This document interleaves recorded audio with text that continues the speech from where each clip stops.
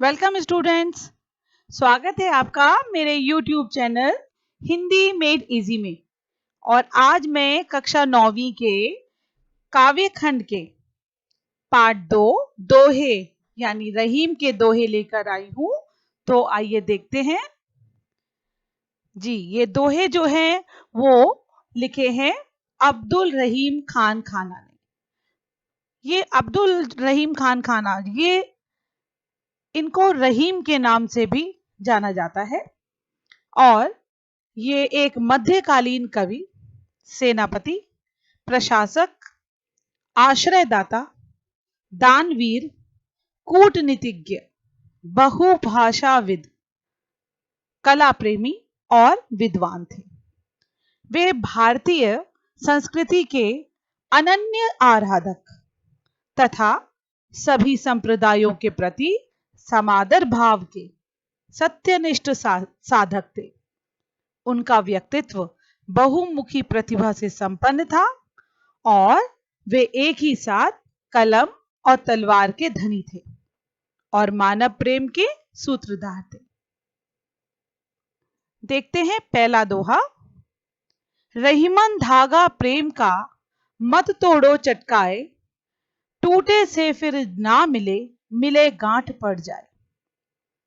रहीम ने कहा कि जो प्रेम का धागा है, प्रेम के बंधन, जिस धागे के साथ हम पिरोते हैं, उसे हम कभी भी झटके से ना तोड़ें, यानी उनको कभी भी तोड़ना नहीं चाहिए, बल्कि उनकी हिफाजत करनी चाहिए। क्योंकि टूटे से ना फिर मिले, यानी जब कोई धागा एक बार टूट जाता है तो फिर उसे जोड़ा नहीं जा सकता। और अगर जोड़ने की कोशिश में क्या होता है कि उस धागे में गांठ पड़ जाती है। हम देखते हैं ना, कोई धागा टूट गया, उसको जोड़ने की कोशिश भी करते हैं तो गांठ लगानी पड़ती है। तो इसीलिए यहाँ पर ये उन्होंने उदाहरण दिया। तो किसी से रिश्ता जब एक बार टूट जाता है तो फिर उस रिश्ते को दोबारा जोड़ा नहीं जा सकता। तो इसलिए हमें प्रेम का बंधन जो है वो धागे के समान ही मानना चाहिए, जिसे कभी भी तोड़ना नहीं चाहिए। दूसरा दोहा देखिए। रहीमन निज मन की बिथा, मन ही राखो गोए, सुन अठ लई हैं लोग सब, बांट न लई हैं कोई। यहां रहीम ने एक संसार का बहुत एक अटल नियम बताया है, जिसका पालन हर व्यक्ति को करना चाहिए। वो क्या है? उन्होंने कहा कि रहीमन निज मन की व्यथा, यानी अपने जो मन की कोई भी ऐसी व्यथा या दर्द जो हमारे मन में है, उसे मन ही राखो गोए, उसे मन में छुपा कर रखना चाहिए। किसी को बताना नहीं चाहिए। क्यों नहीं बताना चाहिए? कि सुन अठिलाई हैं लोग सब। जब आपका दर्द किसी दूसरे को जब पता चलता है तो लोग क्या करते हैं? उसका मजाक उड़ाते हैं। और बांट न लई है कोई, कोई भी आपके दर्द को बांट नहीं सकता। तीसरा देखिए। एक ही साधे सब सधे, सब साधे सब जाए, रहीमन मूल ही सींच वो, फूले फले अघाए। यहाँ पर रहीम जो हैं, उन्होंने एक बात हर इंसान को समझाने की कोशिश की है कि हमें केवल एक ही कार्य में, चाहे वो कोई भी हो, उस कार्य को पूरी तन्मयता से करना चाहिए। क्यों करना चाहिए? वो बताते हैं कि एक बार में कोई एक कार्य ही करना चाहिए। एक काम के पूरा होने से कई काम अपने आप हो जाते हैं। यदि एक ही साथ आप कई लक्ष्य को प्राप्त करने की कोशिश करेंगे तो कुछ भी हाथ नहीं आता। ये वैसे ही है जैसे जड़ में पानी डालने से ही किसी पौधे में फूल और फल आते हैं। चौथा दोहा देखिए, चित्रकूट में रमिव रहे, रहीमन अभद नरेश, जा पर विपदा पड़त है, सो आवत ये देश। यहाँ पर रहीम जी कहते हैं कि जब राम को वनवास मिला था तो वे चित्रकूट में रहने गए थे। तो चित्रकूट घनघोर वन में होने के कारण रहने लायक जगह नहीं थी। ऐसी जगह पर वही रहने जाता है जिस पर कोई भारी विपत्ति आती है। जब बहुत भारी संकट आता है ना, तो इंसान ऐसी जगह तलाशता है कि जहां पर कोई उसे तंग ना करे। और राम भी वनवास में चित्रकूट में इसीलिए रहने गए थे। पांचवा देखिए, दीर्घ दोहा अर्थ के आखर थोरे आही, ज्यो रहीम नट कुंडली, सिमट कूद चढ़ जाए। यहां पर रहीम ने बताया कि किसी भी दोहे में कम शब्दों में ही बहुत बड़ा अर्थ छिपा होता है, और यह वैसे ही होता है जैसे नट की कुंडली होती है। नट अपनी कुंडली में सिमटकर तरह तरह के विस्मयकारी करतब दिखा देता है। यहां पर जो नट कहा गया है, ये वो जो कि अपने करतब दिखाते हैं, हम देखते हैं। और ये कोई भी किसी भी तरह की जो है करतब दिखाकर सबको हैरान कर देते हैं। तो ऐसे ही जो हमारे दोहे होते हैं वो कम शब्द में तो दिखाई देते हैं, पर इनमें बहुत गहरा अर्थ छुपा होता है। छठा दोहा देखिए, धनी रहीम जल पंख को, लघु जी अपियत अघाय, उदधि बड़ाई कौन है, जगत प्यासो जाए। यहां पर रहीम जी बताते हैं कि कौन बड़ा और कौन छोटा है। तो यहां पर जो पंख बोला है यानी कीचड़, उसके बारे में बताते हैं कि कीचड़ में पाया जाने वाला थोड़ा सा पानी ही क्या है, धन्य है। क्योंकि उस पानी से कितने छोटे छोटे जीवों की प्यास बुझ जाती है।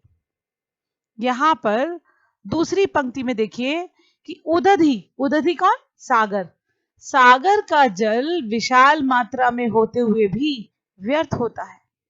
क्यों? क्योंकि जगत प्यास हो जाए, क्योंकि उस जल से किसी की प्यास नहीं बुझती। अब देखिए अगला दोहा, नाद रीझ तन देत मृग, नरधन देत समेत, ते रहीम पशु से अधिक, रीझेव कछु न देत।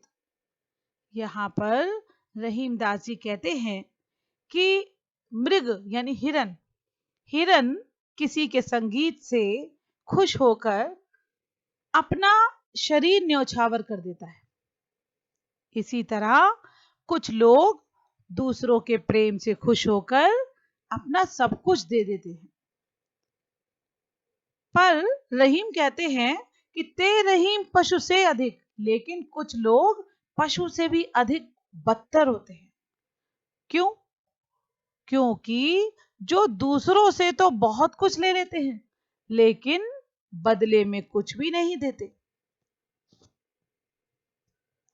आठवां दोहा देखिए, बिगड़ी बात बने नहीं, लाख करो किन कोय, रहीमन फाटे दूध को, मथे न माखन होए।